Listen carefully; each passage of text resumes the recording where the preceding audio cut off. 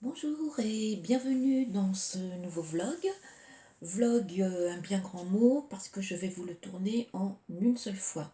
Comme je vous l'avais dit dans mon épisode précédent, je suis partie une semaine à Paris, donc je n'ai pas eu vraiment le temps de tourner des petits épisodes comme je le fais habituellement. Donc dans ce vlog, je vais vous parler de deux livres finis, d'un livre en cours, d'une lecture commune qui débute aujourd'hui et des achats de différents livres que j'ai effectués quand j'étais sur Paris. Alors, le premier livre que j'ai terminé, c'est un livre au format numérique. Hop, voilà. C'est Le jeudi suivant de Richard Haussmann aux éditions du Masque. C'est un livre que j'avais reçu en service presse numérique.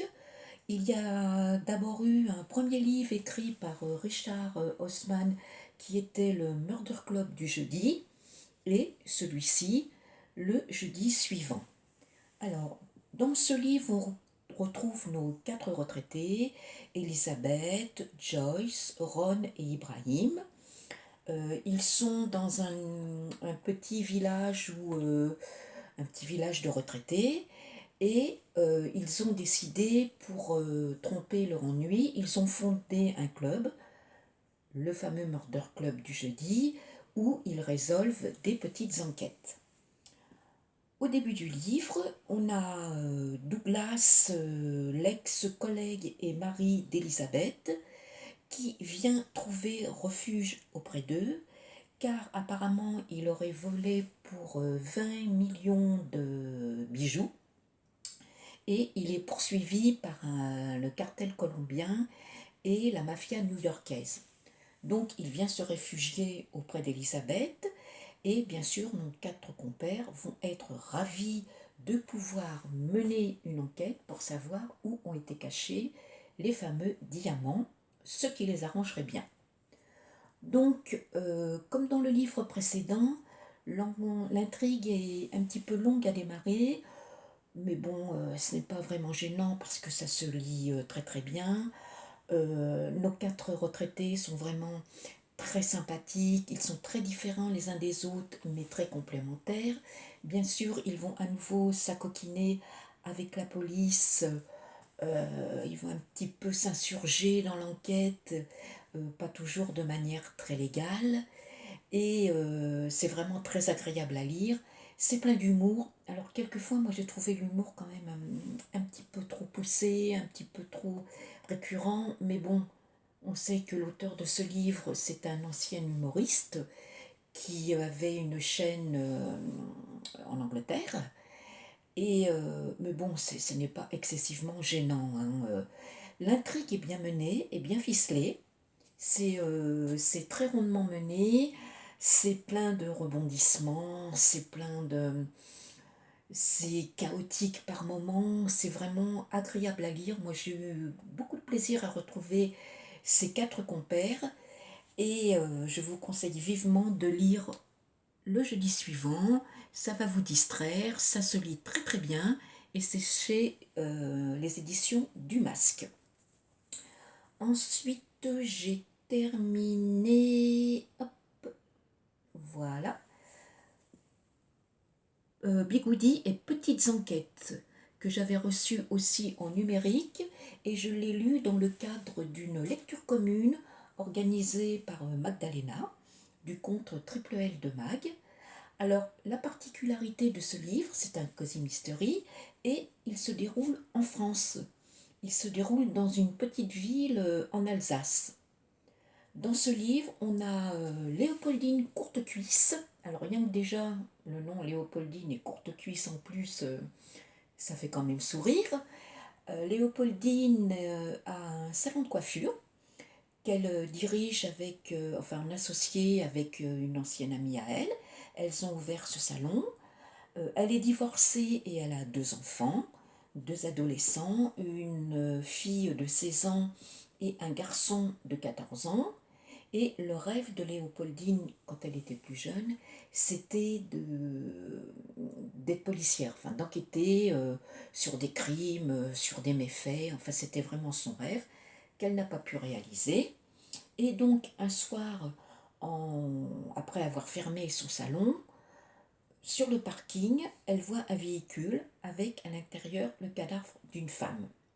Donc, bien sûr, elle appelle la police et va arriver le lieutenant Quentin Delval. C'est un lieutenant qui vient de Paris.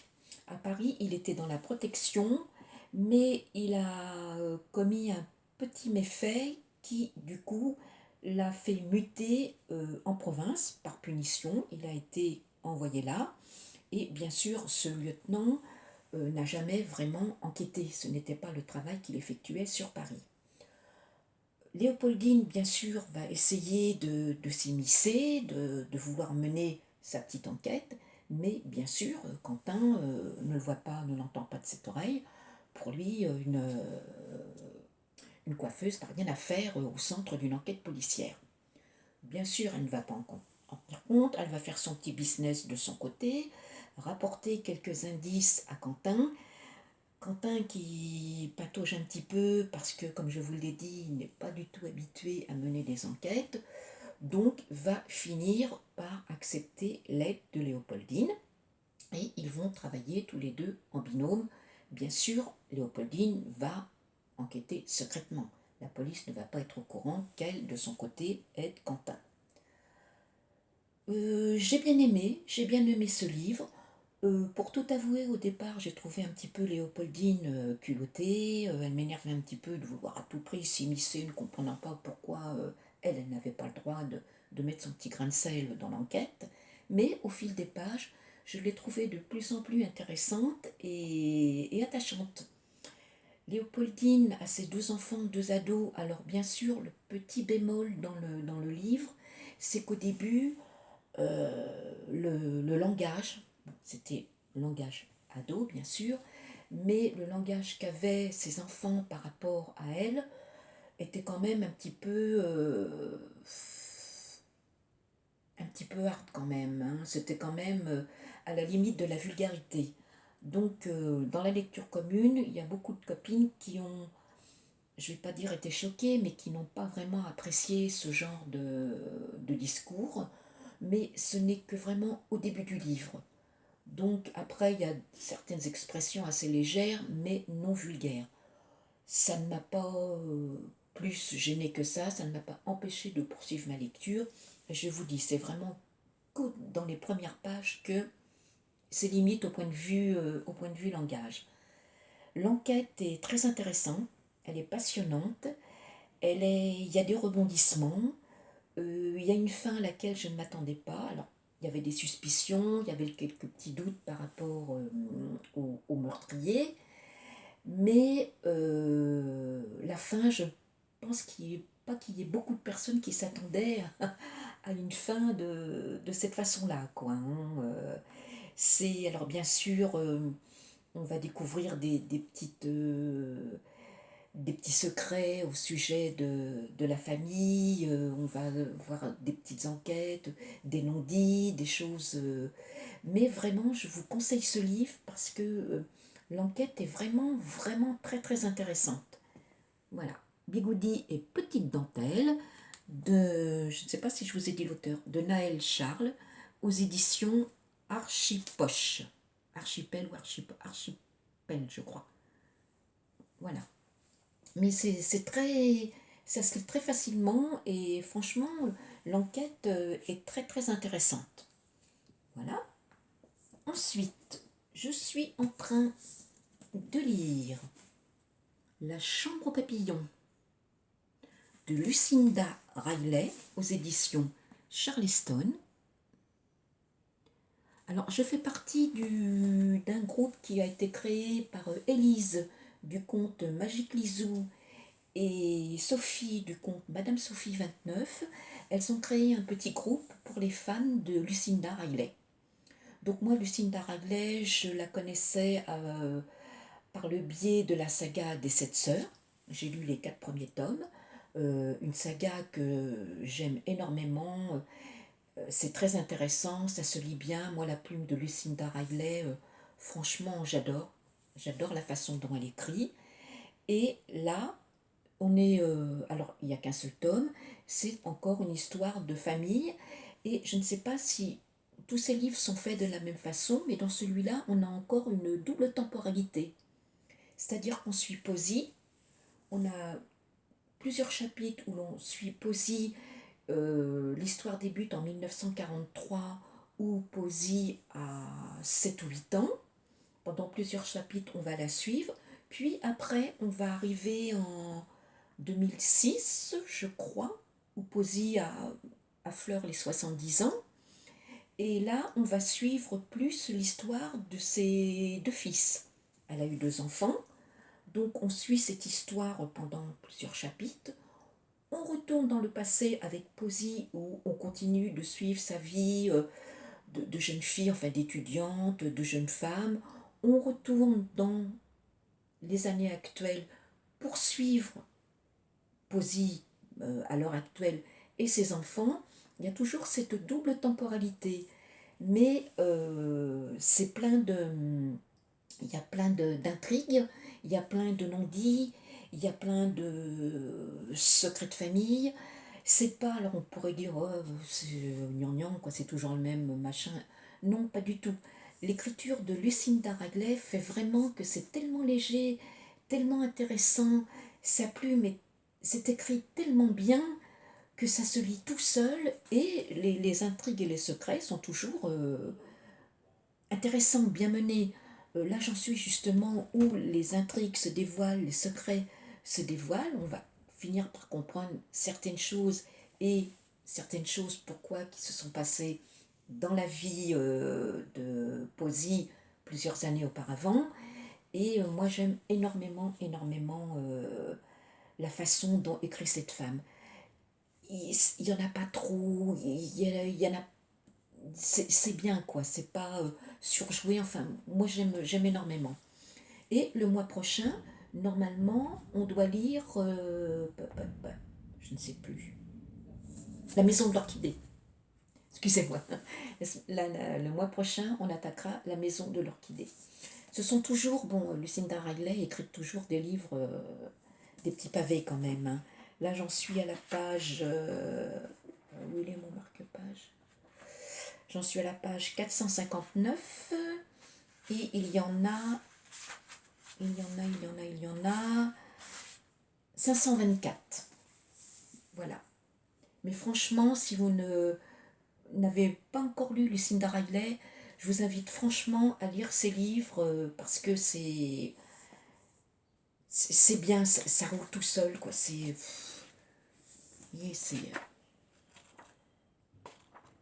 Moi j'adore, franchement j'adore. Voilà.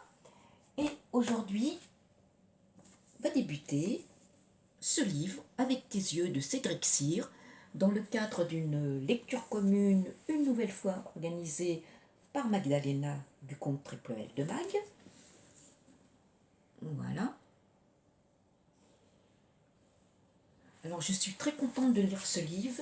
Je finis celui-là, je pense, dans la journée pour attaquer celui-ci, car j'ai très envie de découvrir Cédric Cyr. Je le suis sur Instagram. J'ai vu pas mal de ses vidéos lors de ses salons, lors de ses interviews. Et vraiment, c'est quelqu'un qui m'interpelle. Je sais que ce qu'il écrit me correspond. C'est toujours des thrillers ou des histoires un peu sombres, un peu noires. Vous voyez, déjà, quand on voit, comme je vous avais déjà montré dans une vidéo précédente, la couverture, on sait que ça va être un petit peu étrange. Et j'ai vraiment hâte de le découvrir. J'ai fait une très belle découverte le mois dernier en lisant Code 93 d'Olivier Norek. Olivier Norek que je voulais déjà découvrir depuis un petit moment et je n'ai pas été déçue. Et je pense qu'avec ce livre, je ne vais pas être déçue non plus, ça va vraiment bien me plaire. Donc voilà, cette lecture commune qui commence aujourd'hui. Ensuite, j'ai acheté, voilà, une partie des achats que j'ai faits. Il y en a 7 ici, j'en ai 7 autres que je vous présenterai dans une prochaine vidéo parce que je ne veux pas que ce soit non plus trop redondant pour vous. Hein. Donc voilà, ce sont des livres que j'ai achetés. J'en ai 2 d'occasion, les autres ce sont des livres neufs. Alors, j'ai acheté Sous un grand ciel bleu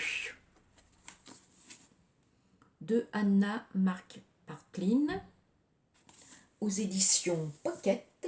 C'est la suite de ce livre, Les derniers jours de Rabbit Eyes ou Eyes, je ne sais pas trop comment on dit. J'en ai beaucoup entendu parler par les copines et sur les réseaux. Je sais que ce premier tome parle d'une jeune femme qui doit avoir une trentaine d'années et qui est atteinte d'un cancer. Elle a une fille de 9 ans. Donc, dans ce livre, elle décrit les derniers jours de cette femme. Je sais que c'est très émouvant, très bouleversant. Je crois qu'il va falloir préparer les mouchoirs. Et celui-ci, c'est la suite. Je ne sais pas de quoi il parle, mais je sais qu'il est aussi assez bouleversant. J'ai acheté aussi, en attendant, Bungengals de Olivier Bourdeau aux éditions Folio. Voilà. Donc ce livre, pareil, j'en ai beaucoup entendu parler sur les réseaux. Et notamment, je suis Angie du compte Madame Chachali, qui en avait parlé lors un de ses vlogs, qui était vraiment très émue, à la limite des larmes, quand elle avait parlé de ce livre. Donc je me suis dit, non, il n'y a pas hésité, il faut vraiment que je livre ce livre. Apparemment, c'est vraiment quelque chose qu'il faut lire. Il est assez petit, il fait même pas 200 pages, 169 pages. Je sais qu'il y a un film qui a été tiré de ce livre. D'ailleurs ici, on voit la photo du film. Moi, je n'ai pas vu de film. Hein. Je sais qu'il y a Virginie Efira et je ne me rappelle plus du nom de l'auteur. Mais c'est franchement aussi un livre qu'il faut découvrir. J'ai acheté Le tatoueur d'Auschwitz de Iser Moritz aux éditions J'ai lu. Voilà. Alors c'est une trilogie. Le deuxième, on a Le voyage de Silka.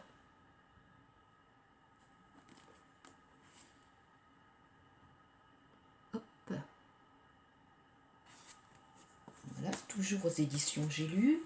Et il y a un troisième tome que je n'ai pas encore, Les sœurs d'Auschwitz. Alors bon, quand on voit le nom Auschwitz, on sait à quoi s'attendre. C'est pendant malheureusement la Seconde Guerre mondiale et au camp d'Auschwitz. Je sais que ce livre-là parle déjà lui-même, Le tatoueur d'Auschwitz. Donc c'est l'histoire de la personne qui tatouait les codes sur les prisonniers juifs dans les camps. Celui-là, je ne sais pas de quoi il parle, je m'en doute un peu, mais je n'ai pas vraiment l'histoire réelle. Et je sais qu'il est... moi, toutes les copines sur Insta ont vraiment été bouleversées aussi, ont vraiment adoré ce livre, ainsi que le troisième. Et j'ai acheté Le mystère de la main rouge d'Henri Lovenbroek. Pareil, c'est une trilogie. Le premier, c'est...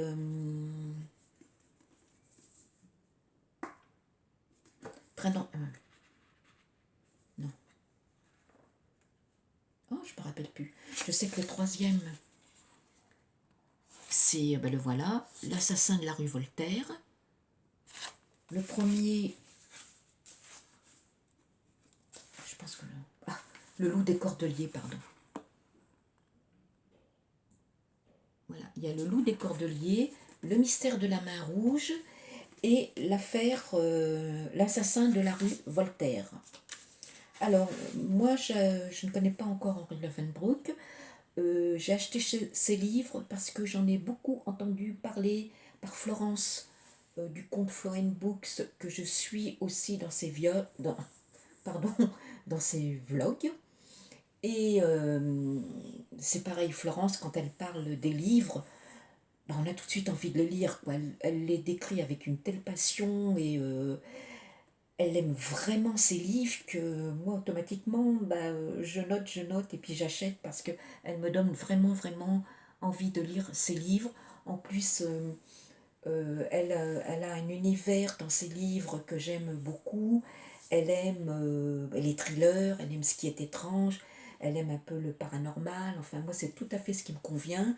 Donc, quand je l'écoute, ma wishlist s'allonge et ma palle également. Voilà. Et j'ai acheté en occasion. Alors, en occasion, je l'ai payé 5 euros à la Fnac. C'est Deuil de miel de Franck Tilliez aux éditions Pocket. C'est le deuxième livre que j'ai. Je vous mets, si vous voulez voir. Le deuxième livre que j'ai de Franck Tilliez. Le premier, tellement que je me rappelle jamais. Voilà, Train d'enfer pour Ange Rouge. Voilà, pareil, c'est assez dur, c'est assez hard à lire, mais comme je vous l'ai déjà dit, moi ça ne me pose pas de problème. Donc voilà, et j'ai acheté L'enfant des cimetières de Cédric Cyr, à nouveau. Alors j'ai acheté celui-ci parce que moi, j'aime bien quand je découvre un auteur ou que je sais qu'un auteur va m'intéresser, lire ses livres dans l'ordre. Exception faite bien sûr pour celui-ci, qui n'est pas le premier, mais quand j'ai vu qu'il y avait une lecture commune organisée autour de cet auteur, moi je me suis dit tant pis, c'est pas le premier, mais c'est pas grave, hein, c'est pas une trilogie, c'est pas donc il peut se lire indépendamment. Celui-ci n'est pas le tout premier qu'il a écrit. Le tout premier, il me semble que c'est Ange mort, mais je n'arrive pas à le trouver. D'ailleurs, si l'une d'entre vous sait où je pourrais trouver ce livre, ça m'intéresserait beaucoup parce que je pense que c'est un livre assez ancien et du coup je n'arrive pas à le trouver. Voilà, L'enfant des cimetières de Cédric Cyr. Voilà, et bien écoutez, sur ce, je vais arrêter mon vlog ici. J'espère que celui-ci vous aura plu. S'il y a des livres que vous avez déjà lus ou que vous avez envie de lire, n'hésitez pas à me le dire et au besoin, on pourrait peut-être organiser des lectures communes autour de ces livres. Euh, N'hésitez pas à me laisser des commentaires. N'hésitez pas non plus à vous abonner à ma chaîne si vous le désirez, de me mettre un petit pouce en l'air. Et puis je vous dis à très bientôt. Bonne fin de journée, bonne nuit, bonne soirée, bonne matinée, tout dépend à quel moment vous lirez ce livre. Et je vous dis à tout bientôt. Au revoir.